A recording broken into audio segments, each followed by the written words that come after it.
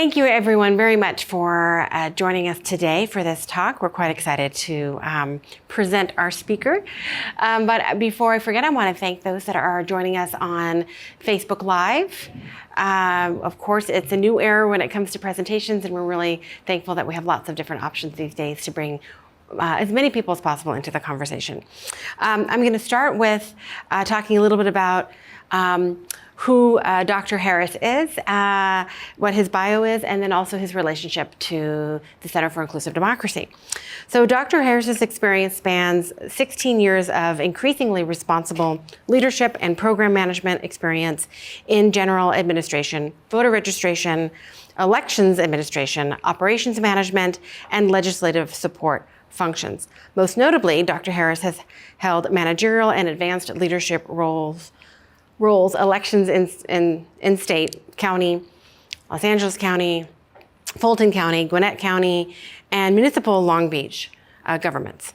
Dr. Harris manages close relationships with state leadership, state election board, and community stakeholders to promote integrity in elections and improved processes in voter registration. He oversaw Gwinnett, and it is Gwinnett, right?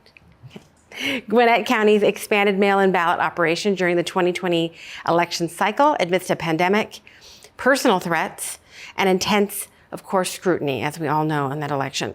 Dr. Harris showed great strength and resilience in his performance as Assistant Elections Chief Director and Chief County Registrar of Voters, with demonstrable project management in his administrative responsibilities over voter registration, absentee mail-in voting, advanced early voting, provisional voting, and complex voter data research and analysis. Dr. Harris also supported election programs in Los Angeles County, City of Long Beach between 2005-2018 before beginning his election administration responsibilities in Georgia. Dr. Harris earned a Doctor of Public Administration and Masters of Public Administration, and is currently attending Emory School of Law in Atlanta, Georgia. His research interests are voter turnout, public participation, public perception on voting, and decision making. And just a little bit about the Center for Inclusive Democracy and our relationship. So we at the Center for Inclusive Democracy, of course, our work is very public, and we work with election officials, advocacy groups, community leaders, public policy decision makers in California and across the country. And in that work, we are very fortunate to have a really strong group of election administrators, leadership in the election administration field, that I think value our work, but have been really great collaborators, advisors, in some form, formally or informally, with the work that we do across the country. And Dr. Harris in particular, particularly so, has been just great to work with, of course, but also is a member formally of our National Advisory Committee for our voting location siting tool. And so we greatly appreciate that formal partnership and just his willingness to be so open to research that would hopefully hold as an academic, but it's not always guaranteed as an election administrator, and also just being so open to who we are as a center and helping to encourage the use of our data tools and other work as well. So, all that said, I want to welcome Dr. Harris. Thank you very much. Welcome to the Center for Inclusive Democracy and the Price School of Public Policy here in Los Angeles.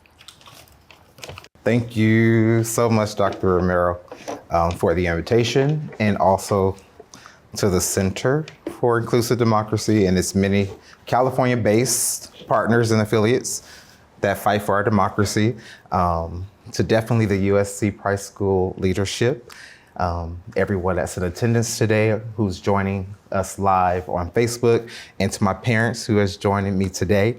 And a little background story about my parents and my mom. She has worked in Los Angeles County Registrar Recorder since '95 and has been active in the elections even before then, serving as a poll official, poll worker, poll manager. I remember during the time when LA County had garages as polling locations and precincts, right? And how you'll gather all of the election equipment a couple of days prior to the election, and it'll be in our living room, and big heavy boxes to carry and roster of voters, and never knew that while I was 16, 17, assisting her in those efforts, that I would end up in elections. And so when I graduated high school, she was the one that encouraged me to apply for a student professional worker role, and then I ended up accepting an election deputy role, a deputy registrar in LA County, and served there for quite some time, learning candidate filing, election certification and audits, and just sort of building that foundation. And it has matriculated to serving in the city of Long Beach, overseeing absentee ballot there and the whole candidate filing for nominating municipal elections. And then I ended up going to Georgia, where life changed, right? 2020, we would have never considered or thought that a global pandemic would impact us the way it did. And just like all unsung and sung heroes, election officials are amongst those that had to go into the office every day to make sure that people got their ballots and that the Constitution was maintained and upheld. So I am very, very grateful to be here and to share a little bit about what it is that I know and my experience, coupled with my research interests on reimagining elections, more so how to engage and encourage the next generation of election officials. What we find now is that there is limited exposure or no exposure to those that are interested or becoming interested in serving as election officials. It is not the most glamorous role there is, right? Go to school to be a medical doctor or in school for law. Those are the more professions and disciplines that you kind of look forward to. Auburn University in Alabama has a great program for election officials, but I would like to see programs throughout the nation that are preparing those to serve in the capacity in which I serve and many of our ground zero election officials do. So 2020, okay, it offered us a unique opportunity to study new solutions for old problems found in a very decaying and crippling infrastructure, right? Elections has transitioned to a biennial sort of every other year sort of excitement. And now it has been in news every day, the headlines every day. Global, national, regional, local papers, headlines are elections. And that is basically what we are heading into. So Mindy did go over my background, but this is more so for future purposes when this is recorded and codified into this discussion. And so this is more about me and my background and my progression through the elections ecosystem. So elections and voting 101. It's like I like to start with. What is an election? Of course, it is a formal group, a citizen organization. Corporations use the process. It is a formal decision-making process by which a population chooses an individual or multiple individuals to hold public office for mass and district-specific representation.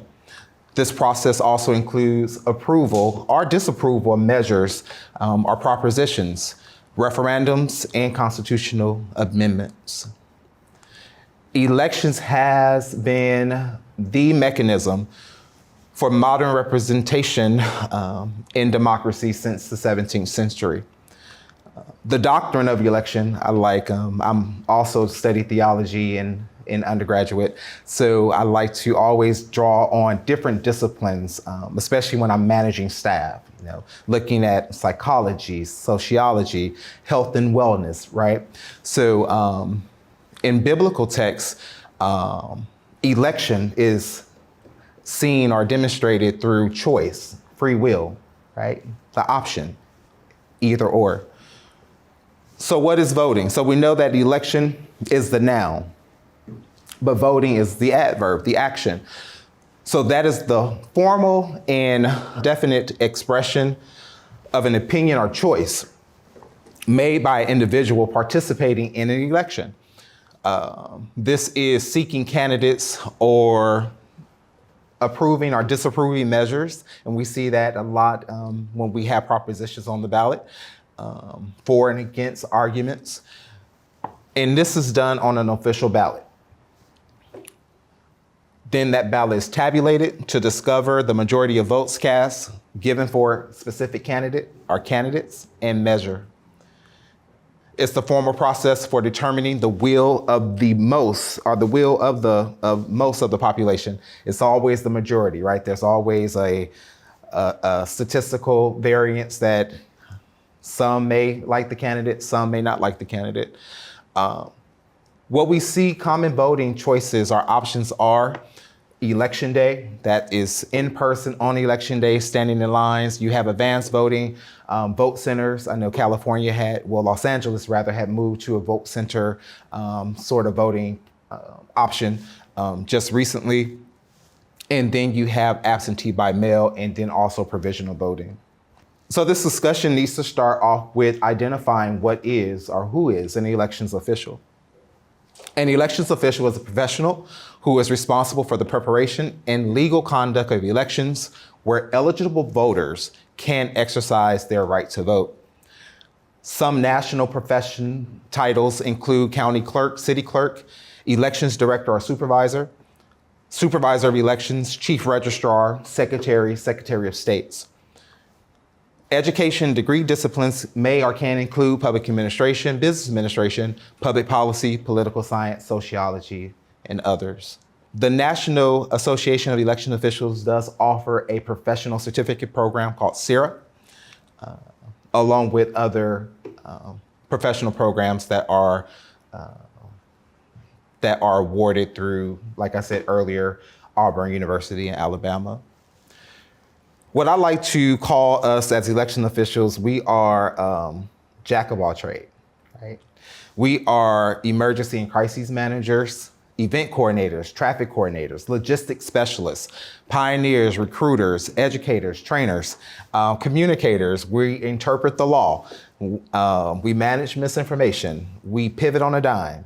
We saw that in 2020, where in Gwinnett, in Georgia, I was responsible for the expansion of our vote by mail, which was before the pandemic in 2018. We had about 30,000 applications for absentee ballots. And in 2020, we went up to over 200,000 applications. And throughout the 2020 election cycle, I may have touched or issued over 500,000 absentee ballots through the course of our election cycle. I also added in there, we're waymakers, miracle workers, we're promise keepers and carriers and defenders of democracy. So it's important to talk about certification. And I think that's what this conversation will focus on. What I wanted to sort of tell was a story that I was just at the National Association of State Election Directors in Wisconsin, Madison, Wisconsin, beautiful, beautiful state capital. And one of the activities was a wine and cheese tasting adventure. And we had a cheese specialist there who had said that you have to have all of these certifications and background and experience in order to be a cheesemaker. And I raised my hand and said, so you're telling me, now we're in a room of about 39 states represented at the national conference. And I said, you mean to tell me that it is easier to become an elections official than it is to become a licensed cheesemaker? So in Wisconsin, just to give you some background, the requirements to become a cheesemaker, you have to do a 3-year course of study and also a practical apprenticeship. If you want to be a cheesemaker, you have to possess a cheesemaker license in Wisconsin for at least 10 years. You must be a resident of one of Wisconsin's 72 counties. Complete 240 hours of an apprenticeship under a licensed cheesemaker. Complete 5 university-level short courses, pass a written exam, and pay up to $3,000 for course and license fees. You can get arrested in the state of Wisconsin for making cheese without a license. And I said that to say it is important that we start looking at certification and education programs that support and prepare election officials to be responsive and confident in their work. In the state of Georgia, we have 159 counties, and each county's elections operations is managed by a appointed board of voter registration elections, which can be composed of 3 to 5 people. They then hire a elections official or election superintendent. Many of our counties do not require an advanced degree. They do not require that you're certified outside of the state certification, which is just a 12 course PowerPoint presentation, which you can actually look at, review, and take the exam online and pass it. It does not really test for knowledge gained through what you have read or consumed, and being at the state and responsible for training deliverables and overseeing that operation. Because of high turnover, we see that a lot of people are not prepared to facilitate county level elections. And so the conversation that I want to start and sort of get to the masses is that we work together to build programs and inform institutions to prepare for the next wave of election officials, because elections are not going anywhere. We've been doing them for the past couple of centuries, and it is definitely going to become more advantageous to our democracy. It's definitely going to be heavily scrutinized and under the microscope post 2020. And so it's important that we start these conversations. So some of the actors of elections, you have voters, candidates, legislators, political parties, political action committees, nonpartisan organizations, special interest groups, election officials, information technology, media, election science experts and researchers like Dr. Romero and CID, poll workers and poll officials, poll monitors and poll watchers, public monitors and observers. Those are all different. Some are credentialed, some are not credentialed. Some are vetted, some are not. Law enforcement, lawyers, courts, right? And also deniers, dissenters, and agitators. So a discussion of local elections. Elections is arguably important, right? There's always a need for elections because it shows the will of the people. So Article 1 of the legislative branch pins the election clause doctrine and practice. It regulates time, place, and manner for holding elections. The first comprehensive federal statute was adopted in 1870. Enforcement of the 15 Amendments guaranteed against racial discrimination in granting suffrage rights. Under the Enforcement Act of 1870, false registration, bribery, voting without legal right, making false return of votes, interference in any manner were all made federal offenses. Legislation such as HAVA, Help America Vote Act, and then other organizations that fall under the approval of legislation such as VFAP, Federal Voting Assistance, as well as EAC. These organizations allow for nonpartisan program oversight and administration for fair, accurate, and accessible elections. Then you also have state and local governments that can create non-conflicting laws to govern voter registration and state elections. type of elections are federal. We always see that for our president, state, governor, it's popular, and then local would be your mayor and council. So local election administration. When we look at integrity, we look at relevance, we look at challenges, we look at any resolutions. So local elections, for me, are the most important, that's in my opinion, but there's also evidence that proves that as well.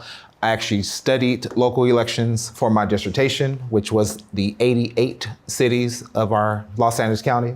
When I lived here, our great county and great state, but now I'm in Georgia, so the great state of Georgia. Relevance, local action and response. And what that means is having the forethought and foresight to be responsive to voter needs, looking at how to improve voter experiences. And that comes from preparation to training, to actual voting, and then even after voting. So post-election, how do you debrief? How do you sit down and encourage the minds to meet, to look at challenges, look at documentation of what went wrong, look at documented voter complaints, and try to understand how to improve your election processes and deliverables. Challenges, turnout in odd years, right? That, and also keeping individuals engaged. Resolutions to date, we've had the widespread legislation throughout our nation actually has moved to consolidate municipal elections with counties to respond to low voter turnout. And we saw that in California's act for SB 415. And actually Common Cause studied the outcome of that and found that the report of the cities that they researched, their turnout had tripled because they consolidated with the county. Low voter turnout on off-cycle local elections, not conducted with statewide elections, leads to non-representative electorate making policy decisions. And that's actually cited by Minnis and Spencer 2021, and I also cited myself, my dissertation work, Harris 2018. So prior to the switch of the 54 cities of California that was studied by Common Cause, prior to the switch, 25% was the voter turnout. And on average, on cycle, when they consolidated with counties, it tripled and went to 75% or more. It responded to voter fatigue. Also, informing voters. A lot of people don't participate in elections because they're not aware. A lot of people don't know that an election is even happening in their community until a candidate comes walking up the street or they see a campaign sign on the lawn. So it is very important that local election administrators create a robust education outreach program, even partner with government agencies and other organizations through IGAs and MOUs. Also, another thing that we can do to build integrity is managing and maintaining list maintenance, so clean voter rolls, especially doing that well ahead of election and also doing it within the confines of legislation timetables. Voting equipment, making sure that you are always refreshing and looking at the usability of voting equipment. LA County did a great job with the VSAP creation and implementation, and we'll talk more about that later, but how they invited the public to actually sit in on the development of that. They also invited city clerks. When I was with the city of Long Beach, I actually sat in on the focus group. I worked at LA County, and when we had the IncoVote system and the Scantron cards, as I call them, in our MTS room where we just tabulated hundreds of thousands of cards. And I worked there under Connie B. McCormick at the time, and then now Dean Logan. And so I like that counties and local elections officials are always looking to advance the voter experience and the voter based on voter needs, and changing the current infrastructure. Also, voter registration systems. Georgia is currently in the process of finishing the tail end of a newly developed from the ground up voter registration system to respond to a system that has reached its end of life and that has not been able to keep up with the increase of voter data in which we are accumulating. Everyone's moving to Georgia, so voter registrations go up. And then also in that voter education, providing opportunities to register, just like you have fairness and accuracy and accessibility to voting, the same applies to voter registration. So those programs that encourage voter registration, training programs that educate individuals and organizations to conduct voter registration drives, that should be part of this integrity plan as well. And then innovative voting solutions. We're in a highly digitized society, and I don't know what it's going to look like in 20, 30, 40, 50 years. We may be voting on our smartphones when I'm my grandmother's age. We don't know. But digitization, ease of access, looking at planning, thinking about supply shortages, vendor management, and also strategic outsourcing and oversight. So connecting people with processes and then to the polls. Because it's one thing to encourage and preach registration, but how do you get them to the polls, right? And so that's where the gap or disconnect is. We are excited. We have made registration easy through DMV partnerships, through organizations. When you apply for food stamps or public assistance, right? At the application to register to vote is a part of that packet. And we give people the option to opt in, to opt out. But election day turnout is low. And why is that? So we have hundreds and thousands, and LA County has millions of registered voters, but then turnout for off-year election is scarce, right? And so how do we do this? Community connection. I love this graphic because it captured everything that I was trying to express. So local program significance, engagement. How do you build engagement? How do you strategically plan for it? I don't have the answers, right? I can tell you what we do at local and state level, but this is just to start the conversation and get the mind going in this way. Education, robust voter education programs. Looking at the reason why. Why do we need a voter education program? What are the limitations? What are the educational gaps? What does the public know and what does the public not know? Messaging, strategic messaging, and using different tools to get that out. So targeted, direct, plain language, messaging that's vetted, confirmed, that's procedural, something that you can explain, that is publicly accessible, available in various languages. Even there's a lot of states and counties that have produced a lot of their educational videos in sign language, because that's a language that we don't really consider when we're looking at translation, right? And so putting that in your mind, looking at the ADA community and limitations in those risks and how to plan for that. Using all media platforms, our postcards with QR codes, that's what we do in Georgia.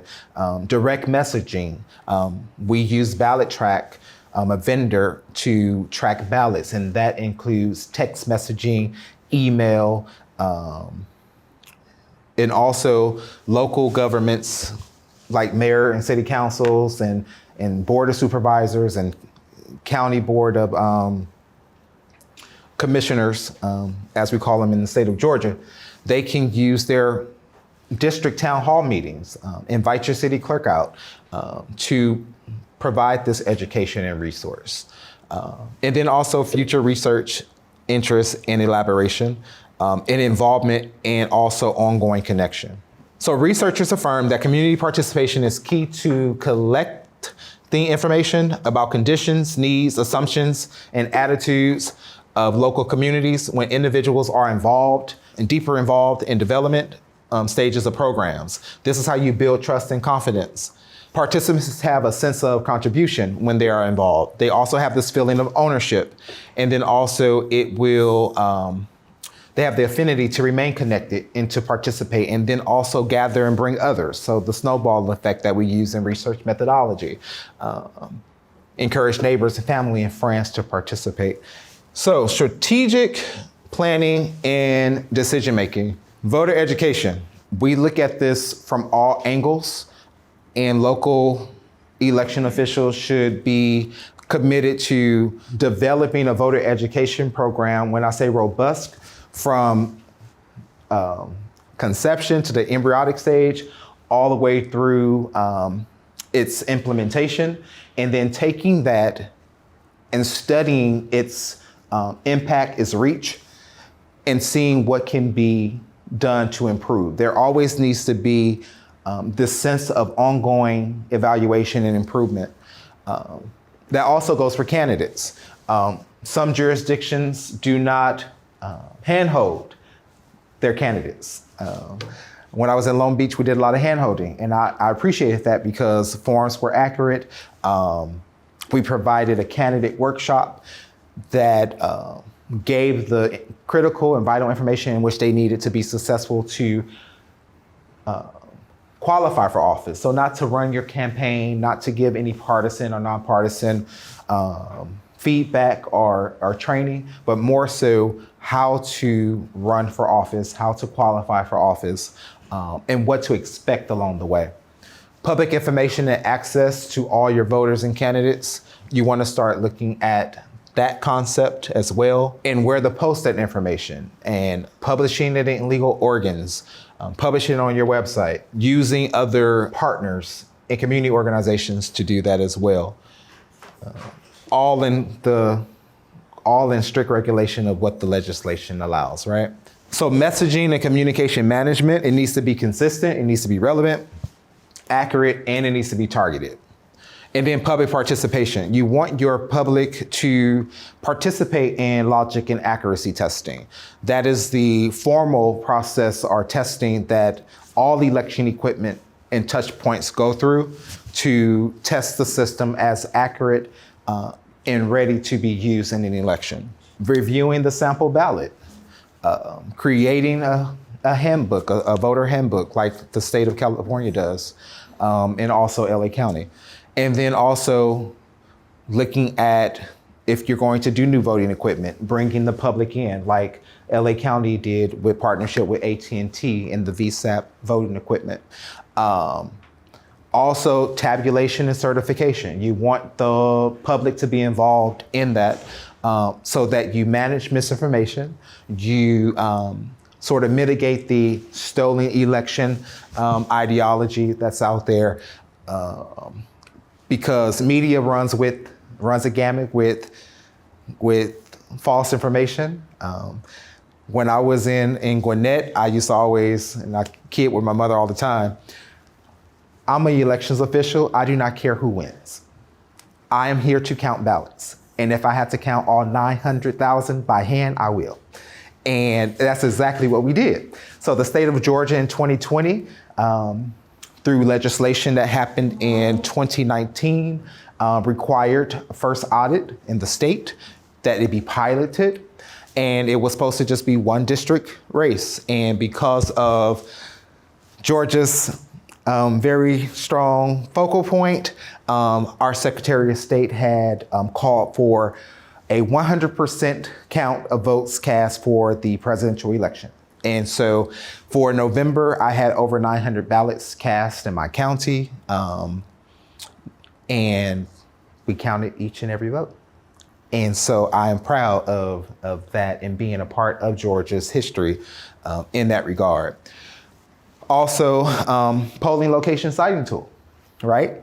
Like CID's conception, involving public in that. And also because those data touch points are a part of that tool. And so you want to be able to have their insight and involvement as well. Poll workers, so development of polling place design, your ingress, egress, your flow, they need to be responsible and partly liable for that.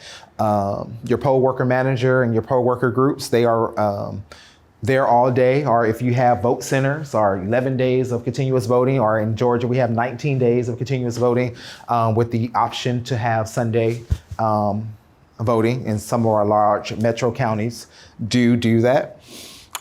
You want them to be a part of that voter experience development and also voter experience narratives. So in Gwinnett County, we developed a form that called Voter Concerns and Complaints that voters can document their issue, incident, their concern, or their appreciation in real time. And then we can, after debrief, can sort of collect that information and see what needs to be changed throughout our early voting locations. And then also post-election debrief. So if you have a board meeting like we do in Georgia to certify the election and to talk about election planning, you want to invite the public to that and participate in that and give oral testimony of their experience. And then also any official reports, you want to make sure that that is publicly available and also advertised. Education, registration, voting, repeat. Education, registration, voting, repeat. So looking at the more modernization approach. So robust, targeted, and tested outreach and education programs, identify any gaps, disparities, and problems, looking at voters and how they are engaged, how they are disengaged. And I know that local election officials are busy enough and really can't focus on that. And that's where the intellect, the researchers, the subject matter experts come in to help in this regard. So this conversation is for academia is also for election officials. And to do that partnering that we really don't see as much, especially for counties like LA County that has elections every year. So on odd years, they're conducting elections for all the municipalities, and then they need to prepare for even year elections. So this year we're doing our midterm. 2023, they're going to do the 88 cities that consolidate, if they consolidate with them, speaking LA County specifically, and then turn around once you certify that election in November, you're preparing for qualifying for the presidential preference primary. So there's really no time for a local election official to dedicate to being an owner of this, but if they can be a coordinator and a information support or informant, and we get that mindset going, I think that this relationship can become something worthwhile. I think or believe, in using myself included, those of us that are election officials, we get overwhelmed when we are invited or introduced to participating or being an owner of rethinking or reimagining elections.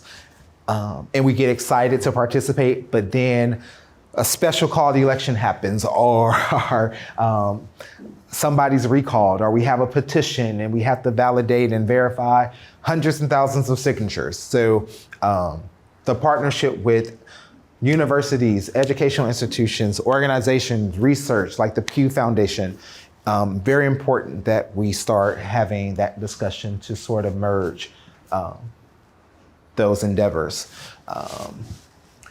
Also, looking at strategic practices for poll officials, uniform messaging, training well in advance of the election, and also recruitment. It's very challenging to recruit poll officials. We see that throughout the nation, and especially since the pandemic, very, very challenging. And without poll officials, elections can't happen. We need poll officials. So it's always important to always have ongoing recruitment efforts and then training, and also uniform conversation and messaging. If you have 159 polling locations, all of the information that's disseminated to voters should be uniformed and the same. and very nonpartisan along that spectrum. And then also the general public, what programs you have for them. And then evaluation of efficiency and effectiveness. So the research design piggybacking. There's a lot of research that's out there that can help with this understanding and foundation. And it just doesn't have to be election specific. You can use other election-based evidence, or not election-based evidence, but research-based evidence that supports public participation, like I used earlier in the presentation, that would, information that sort of changes how a certain group thinks or how they interact. You can always use research and analysis that sort of informs best practices and then move you forward to improving what it is that you currently do. Documentation is key. So document issues, document challenges, and then also rationales and justifications for why you did what you did. Document it in real time, because it's a whirlwind, and once you certify your election and start preparing for the next one, you've forgotten what happened in the previous months in election to help you improve. And so that's why we see this continuous cycle of the same old that we like to say, because we don't have the bandwidth, the time, the leadership, or the forethought to even progress along those lines. And so that's why it's important to have partnerships with organizations and universities to advance the voter experience and also local election administration. So voting sensitivities. A conversation that I want to start is DEI, synchronization and inclusion, looking at cultural diversity, awareness, and sensitivity. We have definitely realized that through ADA Act, DOJ, and its oversight of making sure that polling locations are accessible for those with disabilities. We have the HAVA Act that helps fund many things in polling location infrastructure and change and making sure that it's accessible. So now it's time for local election administrators to start thinking about DEI when it comes to voters. So that's looking at voting wait times. It's looking at polling locations, staffing, and voting options campaign. When we look at long lines, the study of long lines on election day specifically became something real popular, more so in 2006. And the study looked at that there were longer wait times in more impoverished, low-income, non-white areas as opposed to other areas. And maybe not by design at all or nobody's fault, but it's goes again to staffing. State legislation requires a certain amount of polling locations for a district or precinct. If you can't staff them, what can you do? So partnering with churches and other locations within the precinct to have staffing in those areas of the people that live there, right, should be a forethought or should be the foundation of that practice. I know when I was still living here, we had a press release that from LA County that listed a lot of, I think the headline was a lot of challenging or hard to staff polling locations. And it wasn't just in South Central. I mean, Beverly Hills was on there, So that can be a disadvantage because don't want to close any polling locations. You want to keep them open. But you also want to make sure that you look at voting wait times. And so there was a study conducted that looked at long lines on election day. And that's from Pettigrew Stephen, who looked at racial gap in wait times and why minority precincts are underserved by local election officials. And in all of that comes with the staffing and just people not interested in communities that are not civically engaged. If they're not civically engaged, if they don't really participate in elections, $125 for the day is not going to move them, unfortunately. So we have to look at funding. We have to look at legislation and inform legislators on what it is that the challenges that we have at the ground level, at the local level, so that they can start supporting from the top. And just a little bit of statistics. For the 2016 US presidential election, researchers used data from hundreds of thousands of smartphone users and quantified a racial disparity in voting wait times across the nation. Relative to entirely white neighborhoods, residents in entirely black neighborhoods waited nearly 30% longer to vote and were almost 75% more likely to spend more than 30 minutes in line at their polling location. And like I said, it's not an argument against racism and disparity. It's the root of the problem. It's the limited education and the lack of information to these communities, and also people's willingness to have their location be a polling site, and also people's willingness to staff those locations and actually be involved and engaged in it. So with DEI, you want to map and you want to trace demographic population data, something that CID and the polling location siting tool does well. It acknowledges many factors there. So it looks at race, ethnicity, gender, location, how many locations are already there, where these need to be, and it overlays and has all these different functions and uses very high-tech GIS capabilities. And so I'm an advocate of that tool and grateful that it was introduced to our counties. You want to use that data to plan for vote center expansion, something that LA County did very well. And also, I believe, if I read an article correctly, that they had 24-hour voting in 2020, which I need to confirm. But it was a vote center, and it was like you could vote 24 hours.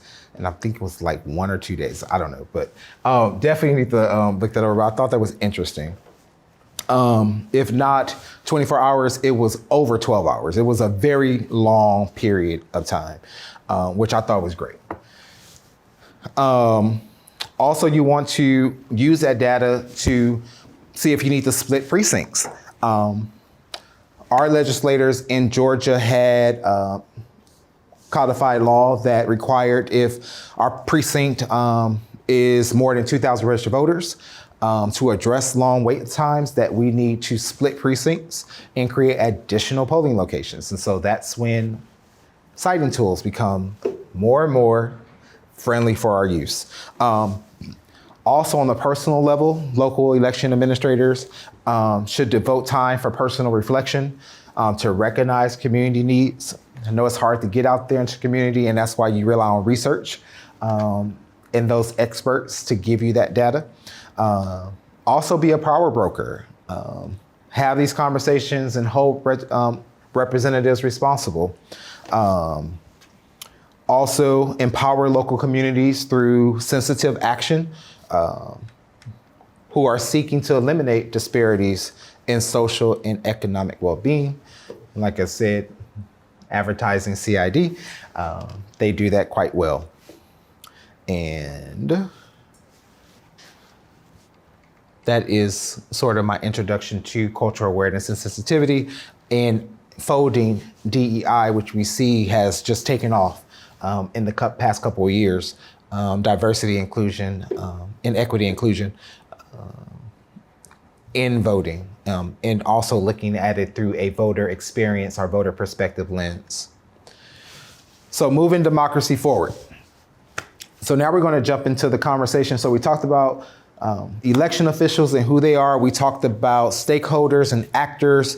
We talked about program design and involving partnerships and researchers. So now how do we just move democracy forward? So the next couple of slides and minutes is going to talk about the next wave of election officials, specifically succession planning, which some leaders do well and some do not, right? So we have a little graphic with our people, our voters, our candidate, the ballot, and then certifying the election. So best practices for succession planning for the next wave of election officials, and also enhanced voting.